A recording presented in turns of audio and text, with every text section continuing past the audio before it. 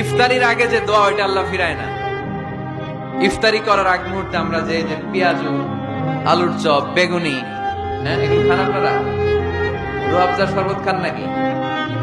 এই যে সাজায় রাখা হয় ডিজাইন করে, এইগুলো রেখে যখন দোয়া করেন, এই দোয়াটা আল্লাহ শুনে খুব। আল্লাহ বলে, কিরে ফেরেশতারা ঘটনা কি, এত খাবার কেন? আল্লাহ রোজা রাখছে। কি চায়? আল্লাহ ক্ষমা চায়। তো খায় না যে তৃষ্ণার, তো আল্লাহ আপনার ভয়। আমারা দেখছে না, আল্লাহ আপনারা দেখে নাই। জান্নাত দেখে নাই, আমার জাহান্নাম দেখেছে আল্লাহ কিন্তু জানে। তারপরে ফেরেশতাদের মুখ থেকে বের করা হবে। সুবহানাল্লাহ পড়েন। আমার জাহান্নাম দেখেছি কিনা বলো? ফেরেশতারা বলে না, জাহান্নাম দেখে নাই। আমার জান্নাত দেখেছে কিনা বলো? জান্নাতও দেখে নাই, কিছুই দেখে নাই, আপনারও দেখে নাই। আল্লাহ এবার খুশি হয়ে যাবে।